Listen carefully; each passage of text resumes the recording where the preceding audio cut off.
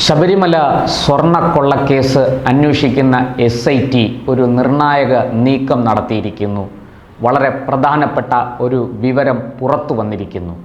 മറ്റൊന്നുമല്ല, തന്ത്രിയുടെ വീട് പരിശോധിച്ച, അതായത് ശബരിമല തന്ത്രി താഴമൺ മഠത്തിൽ കണ്ഠരര് രാജീവരുടെ വീട് കഴിഞ്ഞ ദിവസം SIT ഉദ്യോഗസ്ഥർ റെയ്ഡ് നടത്തിയിരുന്നു, പരിശോധിച്ചിരുന്നു.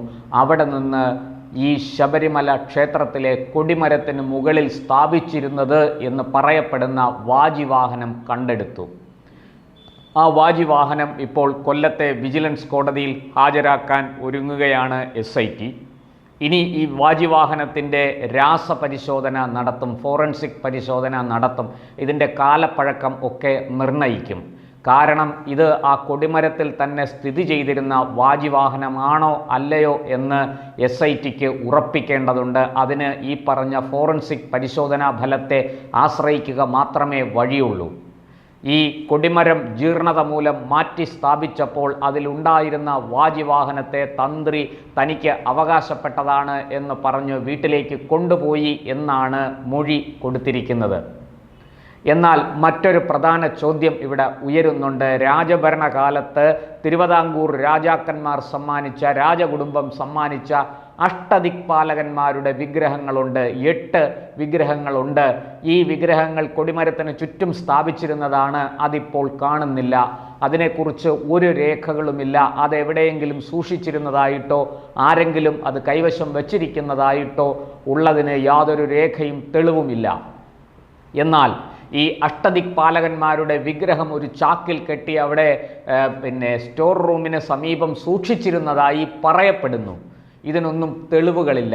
ഈ അഷ്ടദിക്പാലകന്മാരും വാജിവാഹനവും ഇപ്പോൾ ഒരു പ്രധാന വിഷയമായി മാറിയിരിക്കുകയാണ്. കാരണം ഈ വാജിവാഹനം അടക്കം ഉള്ള ഈ അഷ്ടദിക്പാലകന്മാർ അടക്കമുള്ള അഷ്ടദിക്പാലകന്മാരുടെ വിഗ്രഹങ്ങൾ അടക്കമുള്ളവയ്ക്ക് വെറും ഈ സ്വർണ്ണപ്പാളി കൊണ്ട് പൊതിഞ്ഞിരിക്കുന്നതിൻ്റെ വില മാത്രമല്ല, അതിന് വലിയ പൗരാണിക മൂല്യമുണ്ട്, അതിന് വിശ്വാസത്തിൻ്റെ മൂല്യമുണ്ട്. അത് തിരിച്ചറിയപ്പെടേണ്ടതാണ്. അങ്ങനെ തിരിച്ചറിയപ്പെടുമ്പോൾ നമ്മൾ മനസ്സിലാക്കുന്ന ഒരു സത്യം, കേവലം ഈ പറഞ്ഞതുപോലെ ഒരു സാധാരണ പ്രതിമയ്ക്ക് കിട്ടുന്ന പരിഗണനയല്ല അതിന് കൊടുക്കേണ്ടത് എന്ന് വ്യക്തമാണ്. അങ്ങനെ പൗരാണിക മൂല്യവും വിശ്വാസമൂല്യവും ഒക്കെയുള്ള ഈ വിഗ്രഹങ്ങൾ ഇപ്പോൾ നമ്മുടെ നാട്ടിലുണ്ടോ അതോ വിദേശത്തേക്ക് കടത്തിയോ എന്ന ഒരു സംശയം കൂടി SIT മുന്നോട്ട് വയ്ക്കുന്നുണ്ട് എന്നാണ് ഞാൻ മനസ്സിലാക്കുന്നത്. ഇനിയിപ്പോൾ കൊല്ലത്തെ വിജിലൻസ് കോടതിയിൽ SIT സമർപ്പിക്കുന്ന റിപ്പോർട്ട് ഈ വാജിവാഹനത്തെക്കുറിച്ച് കൂടുതൽ ഫോറൻസിക് പരിശോധന ആവശ്യമുണ്ട് എന്ന് കാണിച്ച് അതിനുള്ള അനുമതി തേടിക്കൊണ്ടുള്ളൊരു റിപ്പോർട്ടായിരിക്കും SIT ഇതോടൊപ്പം സമർപ്പിക്കുക എന്ന് നമുക്ക് ഊഹിക്കാൻ ബുദ്ധിമുട്ടൊന്നുമില്ല. ഇവിടെ ഈ പറഞ്ഞതുപോലെ വാജിവാഹനം ഇവിടെ നിന്ന് തന്ത്രിക്ക് എടുത്തു കൊണ്ടുപോകാനുള്ള അധികാരമുണ്ടോ, അവകാശമുണ്ടോ? അത് ഈ പറഞ്ഞതുപോലെ ഈ ക്ഷേത്രത്തിലെ വസ്തുക്കൾ ജീർണോദ്ധാരണം നടത്തുമ്പോൾ അല്ലെങ്കിൽ പുനഃപ്രതിഷ്ഠ നടത്തുമ്പോൾ ഈ പഴയ ചൈതന്യം ആവാഹിച്ചതിന് ശേഷം പിന്നീട് ബാക്കി വന്ന ആ വസ്തുക്കൾ അത് ആര് സൂക്ഷിക്കും? അതിനെക്കുറിച്ച് ദേവസ്വം മാനുവലിൽ എന്ത് പറയുന്നു തുടങ്ങിയ കാര്യങ്ങളെക്കുറിച്ച് ഇപ്പോൾ വലിയ ചർച്ചകളാണ് നടന്നുകൊണ്ടിരിക്കുന്നത്. ഒരു കൂട്ടർ അത് തന്ത്രിക്ക് അവകാശപ്പെട്ടതാണെന്ന് പറയുന്നു, മറ്റൊരു കൂട്ടർ അല്ല, അത് ക്ഷേത്രം ഉടമസ്ഥൻ, ക്ഷേത്രത്തിൻ്റെ ഊരായ്മക്കാരൻ ആരാണോ ക്ഷേത്രത്തിന് അധികാരി, അവകാശി, അവർക്ക് അവകാശപ്പെട്ടതാണ്. അത് ഈ ദേവൻ്റെ തന്നെ ഏതെങ്കിലും ഒരു ദേവന് അധികാരപ്പെട്ട ഒരു സ്ഥലത്ത് ഇത് സൂക്ഷിക്കേണ്ടതാണ് എന്നും ചില വാദങ്ങളുണ്ട്. എന്തായാലും ദേവൻ്റെ പിതൃസ്ഥാനത്തുള്ള തന്ത്രിയെ സംബന്ധിച്ച് ഇതിൻ്റെ എല്ലാം സുരക്ഷ തന്ത്രിക്ക് കൂടി ചുമതലയുള്ള കാര്യമാണ് എന്ന് വ്യക്തമാണ്. ഈ വാജിവാഹനം ഈ പറഞ്ഞതുപോലെ ചൈതന്യം ആവാഹിക്കപ്പെട്ടതിന് ശേഷം അതിലും അയ്യപ്പ ചൈതന്യം കുടികൊള്ളുന്നു എന്നാണ് അയ്യപ്പ ഭക്തരുടെ വിശ്വാസം. അതനുസരിച്ച് ആ അയ്യപ്പ ചൈതന്യത്തെ അതിൽ നിന്ന് ആവാഹിച്ച് ക്ഷേത്രത്തിലെ മൂലവിഗ്രഹത്തോട് ചേർത്ത് കഴിഞ്ഞാൽ പിന്നീട് പുതിയ കൊടിമരം പ്രതിഷ്ഠിക്കുമ്പോൾ അതിലേക്കാണ് ഈ പഴയ മൂലവിഗ്രഹത്തിലേക്ക് സന്നിവേശിപ്പിച്ച ചൈതന്യത്തെ മടക്കി ആവാഹിച്ച് ഇതിൽ കൊണ്ടുവന്ന് പ്രതിഷ്ഠിക്കുന്നത് എന്നാണ് താന്ത്രിക സങ്കല്പം. ഇങ്ങനെയൊക്കെ ഉള്ള ആചാരങ്ങളും അനുഷ്ഠാനങ്ങളും ഒക്കെ ബന്ധപ്പെട്ട് കിടക്കുന്ന ഈ ഒരു വിഷയത്തിൽ ഈ വാജിവാഹനം ഈ പറഞ്ഞതുപോലെ ചൈതന്യം ആവാഹിക്കപ്പെട്ടതിന് ശേഷം ആ വാജിവാഹനം തന്ത്രി കൊണ്ടുപോയത് എന്തിന് എന്ന ചോദ്യത്തിന് ഉത്തരം കിട്ടിയേ മതിയാവൂ. ആ തന്ത്രി കൊണ്ടുപോയ വാജിവാഹനം തന്നെയാണോ ഇപ്പോൾ തന്ത്രിയുടെ വീട്ടിൽ നിന്ന് കണ്ടെടുത്തിരിക്കുന്നത് എന്ന ചോദ്യത്തിനും ഉത്തരം കിട്ടണം. അതിന് ഉത്തരം കിട്ടണമെങ്കിൽ കൃത്യമായ ഫോറൻസിക് പരിശോധന നടക്കണം. നമുക്കറിയാം, ഈ ശബരിമലയിലെ ദ്വാരപാലക വിഗ്രഹങ്ങളെ പൊതിഞ്ഞിരിക്കുന്ന പാളികൾ, സ്വർണം പൂശിയത് എന്നിപ്പോൾ പറയുന്ന പാളികളടക്കമുള്ളതിൻ്റെ ഭാഗങ്ങൾ രാസപരിശോധനാ ഫലത്തിനായിട്ട്, ഫോറൻസിക് പരിശോധനയ്ക്കായിട്ട് VSSCക്ക് കൈമാറിയിരിക്കുകയാണ്. VSSCയിൽ നിന്ന് കൃത്യമായി രാസപരിശോധനാ ഫലം ഇതുവരെ ലഭ്യമായിട്ടില്ല എന്നാണ് നമ്മുടെ അറിവ്. ഇനി അഥവാ അത് ലഭ്യമായിട്ടും SIT രഹസ്യമായി സൂക്ഷിച്ചിരിക്കുകയാണ്, അതിൻ്റെ റിപ്പോർട്ട് കോടതിയിലേക്ക് മാത്രമേ എത്തുള്ളൂ എന്നൊക്കെ പറഞ്ഞു കേൾക്കുന്നുണ്ട്. നമുക്കതിൻ്റെ വാസ്തവം അറിയില്ല. ഇങ്ങനെ രണ്ട് വാദങ്ങൾ ഇതിനകത്ത് ഉയർന്നിട്ടുണ്ട്. പക്ഷേ ഇപ്പോൾ ഇവിടെ കാര്യങ്ങൾ വളരെ വ്യക്തമാണ്. വാജിവാഹനം മുമ്പുണ്ടായിരുന്ന കൊടിമരത്തിലേതു തന്നെയാണോ? ആണെങ്കിൽ അത് തന്ത്രി എന്തിനു കൊണ്ടുപോയി? അത് കൊണ്ടുപോകാനുള്ള അധികാരവും അവകാശവും തന്ത്രിക്കുണ്ടോ? ഇത് ദേവസ്വം ബോർഡല്ലേ സൂക്ഷിക്കേണ്ടത്? സ്ട്രോങ് റൂമിലല്ലേ സൂക്ഷിക്കേണ്ടത്? ഇത്തരം ചോദ്യങ്ങൾ ഇവിടെ ഉയരുന്നുണ്ട്. ഇതിന് കൃത്യമായ ഉത്തരം തന്ത്രിയും ദേവസ്വം ബോർഡും ഒക്കെ പറയണം. മാത്രമല്ല, അതിനകത്ത് മറ്റൊരു പ്രസക്തമായ കാര്യം കൂടിയുണ്ട്. 2017 ഈ കൊടിമരത്തിൻ്റെ ജീർണോദ്ധാരണം നടത്തി പുതിയ കൊടിമരം പ്രതിഷ്ഠിക്കുന്നത്. അന്ന് UDF നിയോഗിച്ച ഭരണസമിതിയാണ് ദേവസ്വം ബോർഡ് ഭരിക്കുന്നത്. പ്രയാർ ഗോപാലകൃഷ്ണൻ, അന്തരിച്ച പ്രയാർ ഗോപാലകൃഷ്ണനാണ് അന്നത്തെ ദേവസ്വം ബോർഡ് പ്രസിഡന്റ്.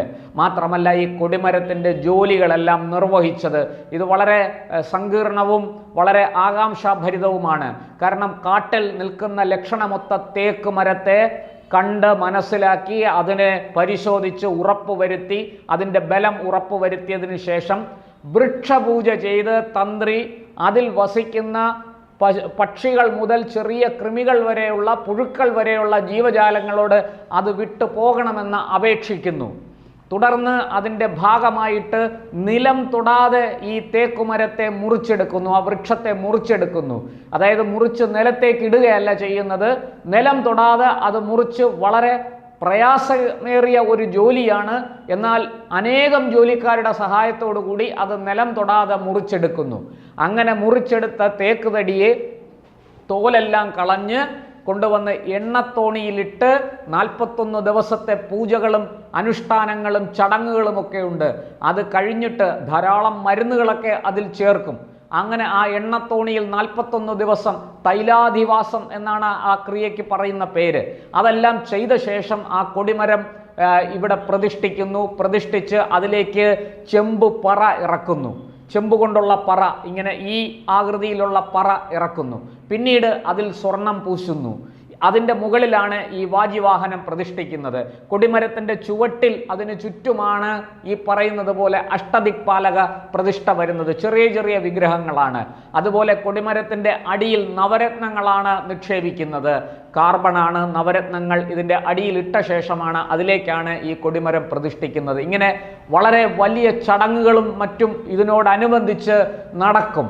ഇതെല്ലാം എല്ലാവർക്കും അറിയണമെന്നില്ല. പക്ഷേ ഈ പറഞ്ഞതുപോലെ തന്ത്രിയും ദേവസ്വം ബോർഡും ഇതുമായി ബന്ധപ്പെട്ട ആൾക്കാർക്കുമൊക്കെ ഇത് അറിയേണ്ടതാണ്. അവിടെയെല്ലാം കൃത്യമായ വിധാനങ്ങളുണ്ട്. ഇതിൽ ആർക്കൊക്കെ എന്തൊക്കെയാണ് അവകാശങ്ങളുള്ളത്. ഇത് ഈ പറയുന്നത് പോലെ ജീർണോദ്ധാരണം നടത്തുമ്പോൾ പഴയ കൊടിമരത്തിൽ ഉണ്ടായിരുന്ന ഈ വസ്തുക്കളൊക്കെ ആരാണ് സൂക്ഷിക്കേണ്ടത്, എവിടെയാണ് സൂക്ഷിക്കേണ്ടത്? അതിൽ നിന്ന് ചൈതന്യം പോയി കഴിഞ്ഞു. ആ ചൈതന്യം ആവാഹിക്കപ്പെട്ട് കഴിഞ്ഞാൽ പിന്നെ അത് വെറും സാധാരണ ഒരു പ്രതിമയോ അല്ലെങ്കിൽ ഈ പറയുന്നത് പോലെ ഒരു സാധാരണ ലോഹ വസ്തുവോ മാത്രമാണ്. അങ്ങനെയാണെങ്കിലും അത് ആര് സൂക്ഷിക്കണം, ആർക്കാണ് അതിൻ്റെ അവകാശം തുടങ്ങിയ കാര്യങ്ങളുണ്ട്. ഇതിനെല്ലാം കുറിച്ച് കൃത്യമായി താന്ത്രിക വിധാനങ്ങളുണ്ട്. അതുപോലെ തന്നെ ദേവസ്വം മാനുവലിൽ പറഞ്ഞിട്ടുണ്ട്. എന്നാൽ ആ കാര്യങ്ങളൊന്നും തന്നെ ഇവിടെ പാലിച്ചതായിട്ട് മനസ്സിലാക്കുന്നില്ല. നമുക്കങ്ങനെ കരുതാൻ നിർവാഹമില്ല. ആരൊക്കെയോ എന്തൊക്കെയോ കയ്യിൽ കിട്ടിയതൊക്കെ കൊണ്ടുപോയി അത് വിറ്റ് കാശാക്കിയോ അത് കടൽ കടത്തിയോ ഈ പറഞ്ഞ വാജിവാഹനത്തിനും ഈ അഷ്ടദിക്പാലകന്മാരുടെ വിഗ്രഹത്തിനും ഒക്കെ കടൽ കടന്നാൽ കോടിക്കണക്കിന് ഡോളർ കിട്ടും എന്നൊക്കെ പറയപ്പെടുന്നുണ്ട്. നമുക്കറിയില്ല സത്യം എന്താണെന്ന്. കോടതി തന്നെ ചൂണ്ടിക്കാണിച്ചു. വിഗ്രഹ കള്ളക്കടത്തുകാരൻ്റെ കഥ കോടതി ചൂണ്ടിക്കാണിച്ചതാണ്, നമ്മളാരും പറഞ്ഞതല്ല. ഹൈക്കോടതിയുടെ ദേവസ്വം ബെഞ്ച് തന്നെ സൂചിപ്പിച്ചതാണ് അക്കാര്യം. അതുപോലെ ഇവിടെയും സമാനമായ രീതിയിൽ ഈ അഷ്ടദിക്പാലകന്മാരുടെ വിഗ്രഹങ്ങളും വാജിവാഹനവും ഒക്കെ കടൽ കടന്നോ എന്ന ചോദ്യമാണ് ഇവിടെ ഉയരുന്നത്. ഇതിന് കൃത്യമായ ഉത്തരം SIT കണ്ടെത്തി കോടതിയെ ബോധിപ്പിക്കേണ്ടതാണ്. അവിടെ ആരാണ് തെറ്റുകാരൻ എന്ന് നിർണയിക്കപ്പെടും. ഈ പറഞ്ഞതുപോലെ ദേവസ്വം ബോർഡാണോ, ദേവസ്വം ഭരണസമിതിയാണോ, തന്ത്രിയാണോ, മേൽശാന്തിയാണോ, ഇത് സ്പോൺസർ ചെയ്യാൻ വന്ന ആൾക്കാരാണോ, ഇതൊക്കെ വളരെ കൃത്യമായിട്ട് കല്ലും നെല്ലും തിരിയേണ്ടതുണ്ട്. ഇപ്പോൾ വാജിവാഹനത്തിൻ്റെ പുറത്താണ് കളി നടക്കുന്നത്. കേസ് നിൽക്കുന്നത് വാജിവാഹനത്തെ ചുറ്റിപ്പറ്റിയാണ്, അഷ്ടദിക്പാലകന്മാരെ ചുറ്റിപ്പറ്റിയാണ്. വാജിവാഹനം തന്ത്രിയുടെ വീട്ടിൽ നിന്ന് യഥാർത്ഥമാണോ അതോ ഡ്യൂപ്ലിക്കേറ്റ് ആണോ നമുക്കറിയില്ല. പക്ഷെ ഒരു വാജിവാഹനം കണ്ടെത്തിയിട്ടുണ്ട്. എന്നാൽ അഷ്ടദിക്പാലകന്മാർ എവിടെ പോയി? ഈ ചോദ്യത്തിന് ഉത്തരം കിട്ടേണ്ടതല്ലേ? അയ്യപ്പ ഭക്തന്മാരെ ഇങ്ങനെ കബളിപ്പിക്കാമോ?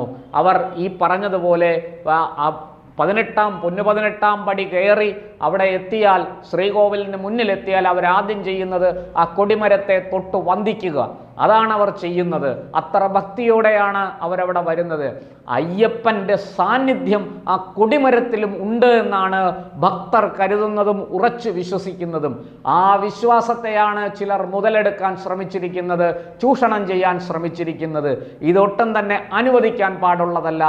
SIT സടകുടഞ്ഞ് എഴുന്നേറ്റിരിക്കുന്നു എന്ന് വേണമെങ്കിൽ പറയാം. ഈ കേസിലെ നിർണായകമായൊരു വഴിത്തിരിവാണിത്. മുമ്പ് പലപ്പോഴും പല കാര്യങ്ങളും SIT വളരെ കൃത്യമായി കണ്ടെത്തി മുന്നോട്ട് കൊണ്ടുപോയതാണ്.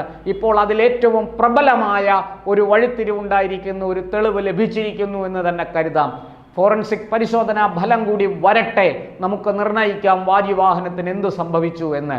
എന്നാൽ അഷ്ടദിക്പാലകന്മാരുടെ കാര്യത്തിൽ നമ്മൾ എന്ത് പറയും? അന്വേഷണ സംഘം മാത്രമേ അതിന് ഉത്തരം പറയാൻ കഴിയൂ. അവരാണ് ഇത് കൃത്യമായിട്ട് അന്വേഷിച്ച് ഈ അഷ്ടദിക്പാലക വിഗ്രഹങ്ങൾ എവിടെ പോയിരിക്കുന്നു എന്ന് കണ്ടെത്തേണ്ടത്. അത് എവിടെയാണെങ്കിലും ശരി കണ്ടെത്തി മടക്കിക്കൊണ്ട് വരേണ്ടത് നമ്മുടെ ഈ അന്വേഷണ സംഘത്തിൻ്റെ ചുമതലയാണ്, അവരുടെ ഉത്തരവാദിത്വമാണ്.